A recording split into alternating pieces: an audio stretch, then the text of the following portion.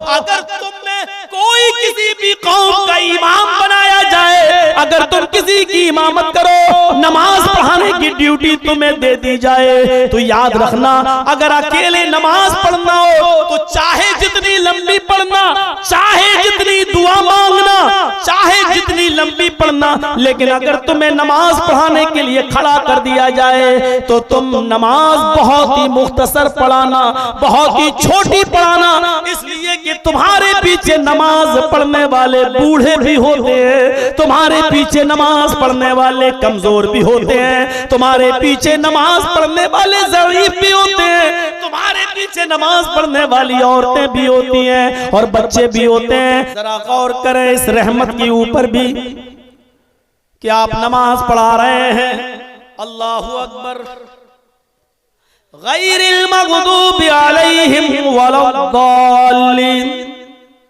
नबी के पीछे बड़े बड़े सहाबा नमाज पढ़ रहे हैं। नबी के जमाने में औरतें भी मस्जिद में आया करती थी, औरतें भी नबी के पीछे नमाज पढ़ रही हैं। अल्लाह के नबी ने इरादा किया मैं लंबी किरत करूं, और आपने सूरह बकरा शुरू कर दी। आप लंबी किरत करना चाहते हैं, आप लंबी नमाज पढ़ाना चाहते हैं। अलिफ लाम मीम ज़ालिकल किताबु ला रैब फीह हुदल लिल मुत्तकीन। आप लंबी नमाज की नियत किए हुए हैं। आपके सहाबा नबी के पीछे लंबी किरत सुनने के शौकीन हैं। वो चाहते हैं क़याम लंबा हो, वो चाहते हैं कि रुकू लंबा हो, वो चाहते हैं कि सजदा लंबा हो। नबी नियत किए बैठे हैं लंबी किरत करने का।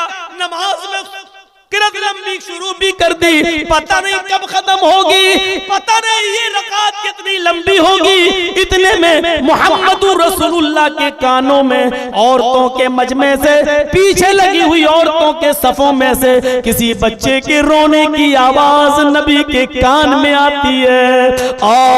जैसे ही बच्चे के रोने की आवाज नबी के कान में गई, समझ गए ये बच्चा या तो भूख की वजह से रो रहा है या किसी तकलीफ की वजह से रो रहा है जो माँ अपने साथ लेके आई। अगर आज नमाज लंबी कर दी तो इस बच्चे के भूख में डिस्टर्ब होगी, इस बच्चे की माँ को भी बच्चे की तरफ दिमाग लगा रहेगा। अल्लाह ना करे किसी बीमारी में कोई मुब्तला हो या उस बच्चे को क्या परेशानी हो। वो रऊफुर रहीम, वो बिल मुमिनीन रऊफुर रहीम, वो मोमिनों पर रहमत बनकर आने वाला नबी लंबी किरत की नियत छोड़ देता है और उसी जगह पर कहता है अल्लाहु अकबर और मुख्तसर सी तस्बीह पढ़ता है सुभान रब्बियल अज़ीम समी अल्लाहु लिमन हमीदा। मुख्तसर सी दुआ पढ़ता है रब्बना वलकल हम्द अल्लाहु अकबर कहकर सजदे में जाता है। मुख्तसर सी तस्बीह पढ़ता है सुभान रब्बियल आला अल्लाहु अकबर कहकर उठता है। मुख्तसर सी तस्बीह पढ़ता है रब्बि ग़ुफ़िरली, फिर कहता है अल्लाहु अकबर। दूसरी रकात में खड़ा हो जाता है और दुआ मांगता है अल्हम्दुलिल्लाहि रब्बिल आलमीन पढ़ता है और कुल हुवल्लाहु अहद की सूरत पढ़कर फिर रुकू करता है, सजदा करता है। मेरे प्यारे साथियों, मुख्तसर नमाज पढ़ाकर सलाम फेर देता है अस्सलामु अलैकुम व रहमतुल्लाह, अस्सलामु अलैकुम व रहमतुल्लाह। मेरे प्यारे भाइयों, ये रसूल की रहमत थी। नमाज लंबी पढ़ाना चाहते हैं, बच्चे के रोने की आवाज आती है, रहमते मोहम्मद के अंदर जोश आता है, नमाजी को मुख्तसर कर दिया जाता है, सलाम फेरा जाता है और सलाम फेरने के बाद दर्स देते हैं और कहते हैं क्या है लोगों, अगर तुम में कोई किसी भी कौम का इमाम बनाया जाए, अगर तुम किसी की इमामत करो, नमाज पढ़ाने की ड्यूटी तुम्हें दे दी जाए, तो याद रखना अगर अकेले नमाज पढ़ना हो तो चाहे जितनी लंबी पढ़ना, चाहे जितनी दुआ मांगना, चाहे जितनी लंबी पढ़ना, लेकिन अगर तुम्हें नमाज पढ़ाने के लिए खड़ा कर दिया जाए तो तुम नमाज बहुत ही मुख्तसर पढ़ाना, बहुत ही छोटी पढ़ाना, इसलिए कि तुम्हारे पीछे नमाज पढ़ने वाले बूढ़े भी होते हैं, तुम्हारे पीछे नमाज पढ़ने वाले कमजोर भी होते हैं, तुम्हारे पीछे नमाज पढ़ने वाले ज़ईफ भी होते हैं। तुम्हारे पीछे नमाज पढ़ने वाली औरतें भी होती हैं और बच्चे भी होते हैं। जब तुम किसी कौम की इमामत करो तो नमाज मुख्तसर पढ़ाओ, नमाज छोटी पढ़ाओ। इमाम कायनात बूढ़ों का, बच्चों का, औरतों का ख्याल रखते हैं तो नमाजी को मुख्तसर और छोटी पढ़ाने का हुक्म भी नाफिज कर देते हैं। ये रहमतुल लिल आलमीन की रहमत नहीं तो और क्या है? ये बिल मुमिनीन रऊफुर रहीम, मोमिनों के साथ रहमो करम का मामला नहीं तो और क्या है? नमाज ही मुख्तसर कर दी और हुक्म भी दे दिया कि नमाज मुख्तसर। हाजी साहब को हदीस मालूम नहीं है, मौलाना साहब मस्जिद में है नहीं, हाजी साहब की तो आज चमक गई, लोगों ने कहा नमाज पढ़ाओ। हाजी साहब को हदीस मालूम नहीं है, जिंदगी में पहली बार नमाज पढ़ाने खड़ा कर दिया। अब हाजी साहब अपनी पूरी जिंदगी का इल्म नमाज में झोंक रहे हैं और मगरिब की नमाज में लगे सूरह यासीन पढ़ने। आज मौका है हाजी साहब को ये जताने का कि देखो हमें कितनी लंबी लंबी सूरतें याद हैं। मेरे भाइयों, इसीलिए कहा इल्म वालों को नमाज पढ़ाने के लिए आगे खड़ा करो। हाजियों के पास इल्म नहीं होता, वो सिर्फ एक रुकन अदा करके आया है हज का, वो आलिम नहीं है। नमाज किसी आलिम के पीछे पढ़ा करो जो नमाज के मसलों को जानता है। अगर आलिम का इंतजाम नहीं है तो इंतजाम करो। वो मस्जिदें बड़ी महरूम मानी जाती हैं जिन मस्जिदों के अंदर जाहिल इमामत करें और आलिमों को इमामत नसीब न हो, बल्कि बहुत सी जगह आलिमों को जाहिलों के पीछे नमाज पढ़ना पड़ती है। उलमा की कदर करो, अपनी मस्जिदों में कितना भी महंगा मिले लेकिन आलिम का इंतजाम करो ताकि वो तुम्हारी नमाजों को अच्छा पढ़ा सके, कुरान और हदीस की रोशनी में सही नमाजें पढ़ा सके। वरना जाहिलों के पीछे नमाज पढ़ोगे तो जानते हो वही हालत होगी जैसे एक दरिया के किनारे कुछ लोग मछली का शिकार कर रहे थे और मछली, नमाज का टाइम हो गया जोहर का, तो 4 लोग थे, कहने लगे चलो नमाज पढ़ लो। तो चारों जाहिल थे, तो कहा कि किबला कहां है? तो कहा किबला तो पता नहीं चल रहा, तो चलो इसी नदी को किबला बना लो। नदी की तरफ मुंह करके नमाज पढ़ने लगे। अब जाहिल है तो उसको नहीं मालूम, तो अब नदी को किबला बना लिया। अब एक उसमें इमाम बन गया, 3 मुक्तदी बन गए। इमाम ने कह दिया अल्लाहु अकबर, मुक्तदी ने भी कह दिया अल्लाहु अकबर। अब जोहर की नमाज में तो आहिस्ता तिलावत होती है मनी मन में, लेकिन चूंकि वो जाहिल ही थे तो क्या करें। अब वो इमाम साहब जोर से पढ़ना शुरू कर दिए, दिखा रहे हैं कि देखो मुझे याद है। अब पढ़ने लगे अल्हम्दुलिल्लाहि रब्बिल आलमीन अर्रहमानिर रहीम मालिकी यौमिद्दीन इय्याका नअबुदु व इय्याका नस्तईन इहदिनस सिरातल मुस कह पाए बस, इहदिनस सिरातल मुस। नदी में देखा मछली उछली और फिर मछली गोता मार के पानी में घुस गई नदी में। अब इमाम साहब बेचारे वो ऐसे देख इहदिनस सिरातल मुस, वही कह ले इहदिनस सिरातल दर दरिया खड़बड़ चीज। अरे ये दरिया में क्या खड़बड़ा रहा है? तो पीछे जो 3 लोग खड़े थे उनमें से एक ने कहा मछली होगी या कछुआ। इमाम साहब नमाज में बोला नहीं जाता, खुद बोल रहा है।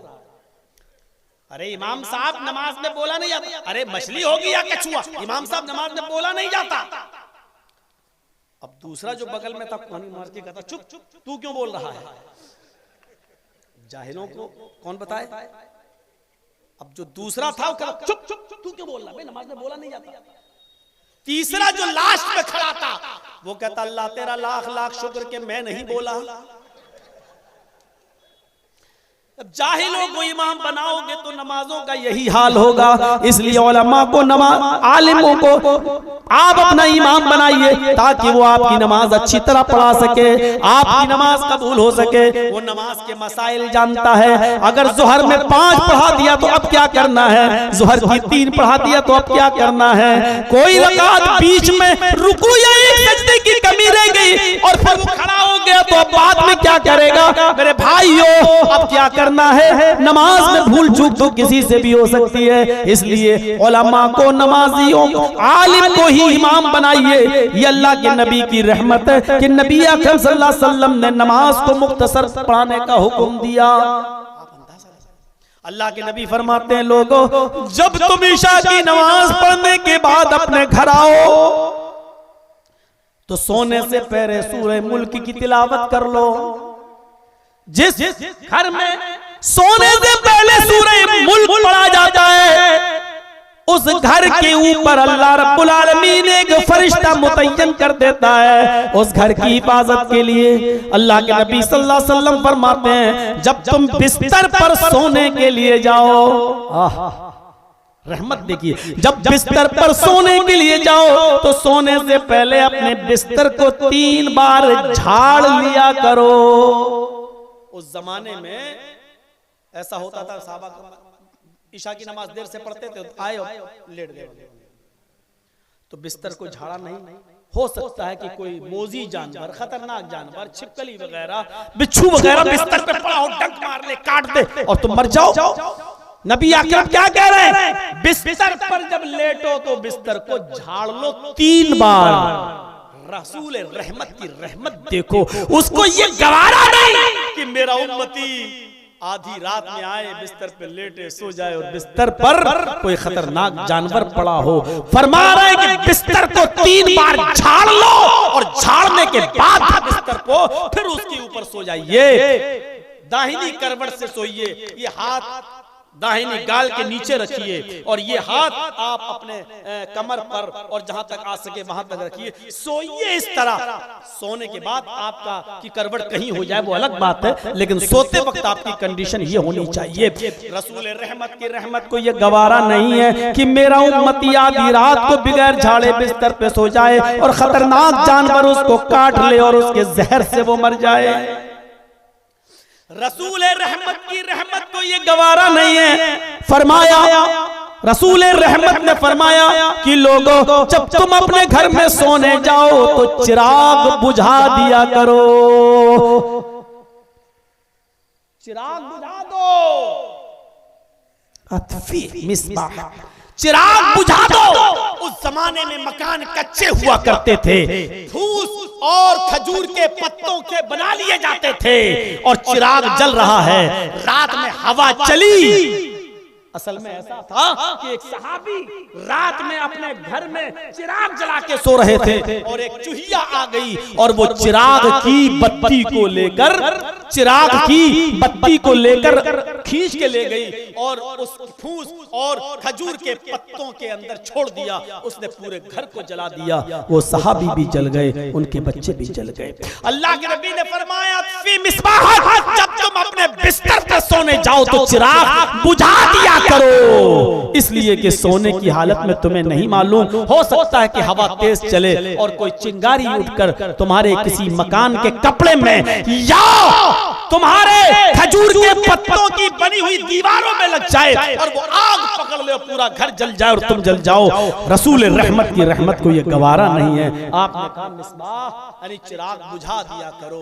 लाइट, इसी हदीस से ये कयास लगाया जाएगा और लाइट बुझा कर सोने का हुक्म है, क्योंकि कभी कभी वोल्टेज हाई हो जाते हैं तो शॉर्ट हो जाता है, बल्ब फट जाता है और उसकी चिंगारी घर में अगर आपके लिहाफ या गद्दे पर गिर गई तो आपका लिहाफ जल सकता है, आपकी चादर जल सकती है, लुंगी पहन के आप सो रहे हैं तो आपकी लुंगी जल सकती है। तो यही हदीस उस पर फिट होगी, यानी लाइट बुझा कर सोना चाहिए, लाइट जला कर नहीं। बहुत बड़ा शायर गुजरा है, मीर तकी मीर,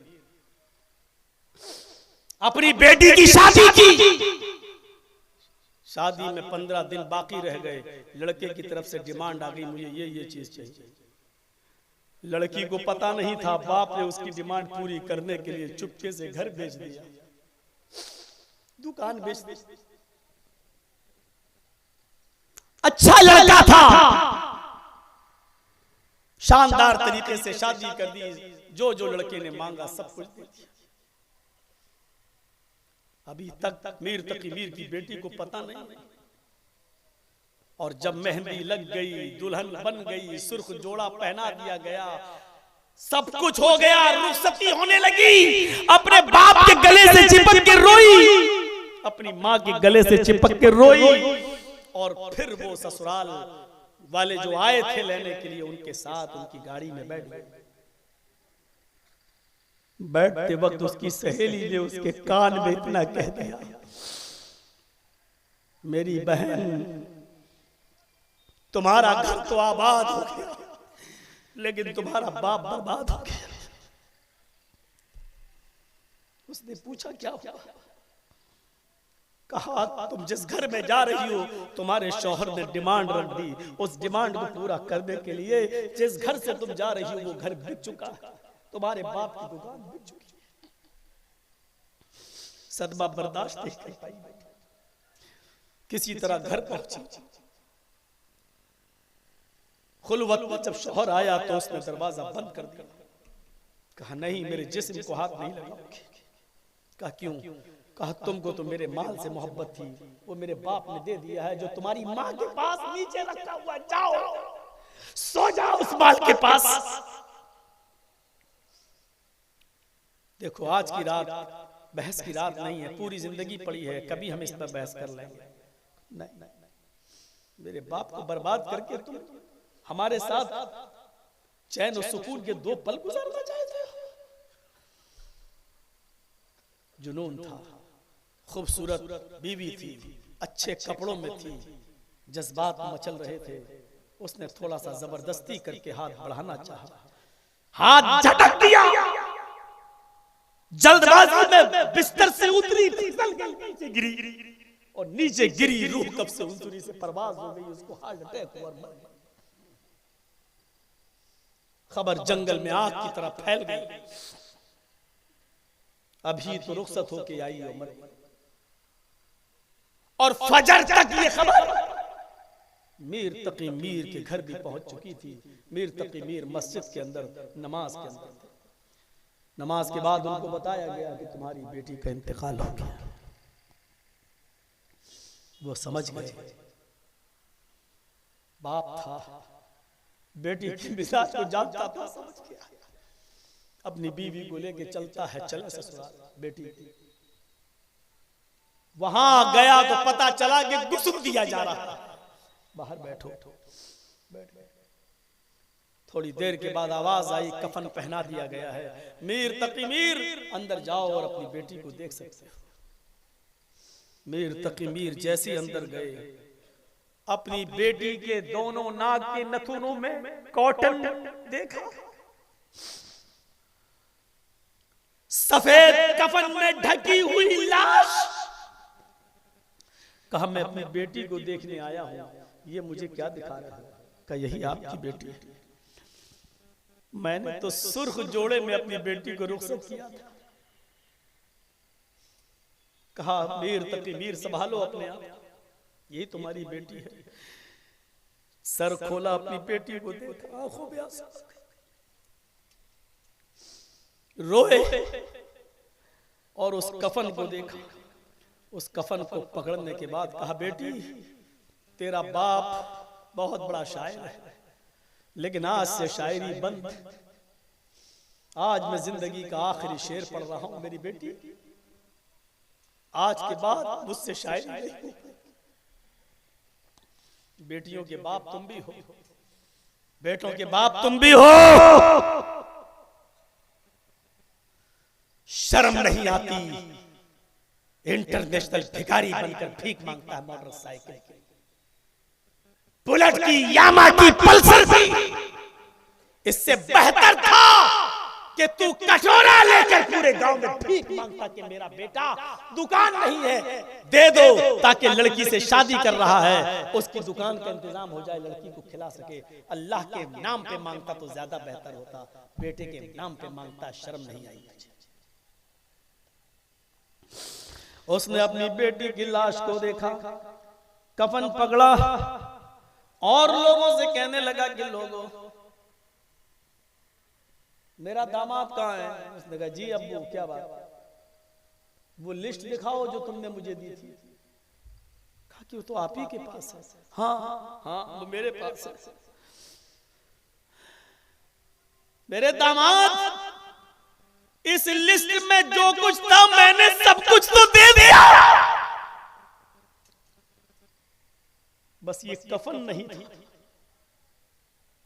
जो तूने दिया। फिर उस कफन को पकड़ के कहता है अब आया है ख्याल आरामे जा इस ना मुरादी में। अपनी बेटी की कफन को पकड़ के कहता है अब आया है ख्याल आरामे जा इस ना मुरादी में। अब आया है ख्याल आरामे जा इस ना मुरादी में। कफन देना तुझे भूले थे मैं असबाबे शादी में। कफन देना तुझे मैं भूला था असबाबे शादी में। अरे यार मेरी बेटी बस यही एक कफन की कमी थी जो तेरा बाप तुझे नहीं दे सका, जो आज तुझे ससुराल से मिला। आए मेरे दामाद ये कफन भी तू लिख दिया होता मैं ये भी दे देता। इस कफन को देकर तू एहसान जता रहा है कि मैं बहुत बड़ा काम किया। आज मेरी बेटी तेरे दिए हुए कफन में कब्रिस्तान नहीं जाएगी, मेरी बेटी तेरे कब्रिस्तान में दफन नहीं होगी। लोगों में अपनी बेटी के जनाजे को लेके जा रहा हूँ। अपने पास से जो कपड़ा लाया था उसने उस कपड़े में अपनी बेटी को लपेट दिया और अपने दामाद की तरफ से दिया हुआ कफन अपने दामाद के मुंह पे मार दिया और कहा कि मैं अपने कफन ही में अपनी बेटी को दफना दूंगा और अपने आबाई कब्रिस्तान में अपनी बेटी को दफनाऊंगा। मेरी बेटी शादी की पहली रात में शौहर का चेहरा तक जो न देखना चाहती हो, बड़ी बदनसीबी होगी अगर उसकी तरफ से दिए हुए कब्रिस्तान में मैं अपने बेटी को दफन कर दूं। मेरी बेटी तुझसे नाराजगी की हालत में मरी है, इसलिए न तेरा कफन दिया जाएगा न तेरे कब्रिस्तान में दफन किया जाएगा। वो अपनी बेटी को ले गया और अपना दिए हुए कफन में अपनी बेटी को अपने कब्रिस्तान में दफन कराया। इस शेर को फिर से सुनिए। अब आया है ख्याल आराम जा इस ना मुरादी में। कफन देना तुझे भूला था मैं असबाबे शादी में। सोचो आज तुम और हम सब सोचे हमारी भी बेटी है आपकी भी बेटी यहाँ है। हमारे और आपकी बेटियों के साथ अगर ऐसा हो तो क्या बीतेगा, ये सबका जिम्मेदार है जहेज और उसकी लानत आज हमारे माशरे में नासूर बन चुकी है, कैंसर बनकर पूरे जिस्म में फैल चुकी है। न इसको कोई छोड़ने के लिए तैयार है, न देने वाला देने से और न लेने वाला लेने से पीछे हट रहा है। ये मुआशरे का सबसे भयानक कैंसर बन चुका है। इस कैंसर से अपने आप को बचाइए, वरना ये जहेज का कैंसर हमारी बेटियों को गैर मुस्लिमों के लड़कों के साथ भागने पर मजबूर कर देगा। ये जहेज की बुराई हमारी माँ बहन बेटियों को बजरंग दल और विश्व हिंदू परिषद के लड़कों के साथ जाने पे मजबूर कर देगी, क्योंकि तुम्हारे पास जहेज नहीं होगा और वो बढ़ती हुई जवानी को कंट्रोल नहीं कर पाएंगी। इसलिए जब जवानी का सैलाब भरेगा तो वो रास्ता निकाल लेगा कि हमको कहां जाना है। इसलिए याद रखिए इन बच्चियों की इज्जत व आबरू को बचाने की जिम्मेदारी समाज के ऊपर है, चौधरियों के ऊपर है, सरमायादारों के ऊपर है, अमीरों के ऊपर है और जिम्मेदारों के ऊपर है। अगर मदरसा बना सकते हो और मदरसे की कमेटी बना सकते हो तो इन नौजवान लड़के और लड़कियों की शादी और जहेज जैसी लानत को खत्म करने के लिए भी कमेटी बनाइए और उस कमेटी में ये तय करिए जो जहेज मांगेगा उसका बाइकाट, जो जहेज देगा उसका बाइकाट, जो जहेज लेगा उसका बाइकाट। ना उसकी हम मौत में शामिल होंगे ना उसकी शादी में शामिल होंगे जब तक आप कड़ा एक्शन नहीं लेंगे। माफ कीजिएगा, जहेज जैसी लानत रुकने वाली नहीं। कड़ा एक्शन लीजिए, कड़ा जरूरत है वक्त की, कड़ा एक्शन लीजिए आप। अब आया है ख्याल लारा में जा इस ना मुरादी में। कफन देना तुझे भूले थे हम असबाबे शादी में। वाकई मेरा दिमाग भी कहां खराब हो गया है, कहां से निकला और कहां पहुंच गया। कहा मूसा मेरी उम्मत नहीं पढ़ पाएगी 10 टाइम की भी, कहा नहीं पढ़ पाएगी। आपकी उम्मत 2 वक्त की नहीं पढ़ पाएगी, कहा नहीं। रहमतुल लिल आलमीन की रहमत को जोशा बार बार रब के पास जा रहा है। जब सुना कि मेरी उम्मत 10 वक्त की भी नहीं पढ़ पाएगी फिर चलेंगे। अल्लाह ने मोहम्मद 40 कम हो गई, अब क्या चाहते हो? अल्लाह मूसा की उम्मत 2 वक्त की भी नहीं पढ़ पाई, मेरी उम्मत 10 वक्त की कैसे पढ़ लेगी? तो कहा क्या चाहता है और कर दूं? हाँ 5, ठीक है ना? हाँ ठीक ठीक डन, अब हो गया डन, लग गई मोहर, चले। मूसा ने कहा क्या हुआ? कहा मूसा अब कहोगे तब भी नहीं जाऊंगा। क्यों? 2 वक्त की रह गई? कहा नहीं 5 वक्त की। मूसा ने कहा ये भी ज्यादा है। कहा अगर ज्यादा है तो बनी रहने दो। कहा एक बार और जाइए। अल्लाह के नबी ने यहाँ कसम खा ली, रब्बे काबा की कसम, उसकी कसम जिसके कब्जे में मेरी जान है, अब मैं नहीं जाऊंगा। मुझे अपने रब के पास बार बार जाने में शर्म आ रही है। जैसे ही नबी ने ये कहा मुझे अपने रब के पास बार बार जाने में शर्म आ रही है, वही आवाज आती है मोहम्मद मैंने 5 वक्त की नमाज पर मोहर लगा दी है।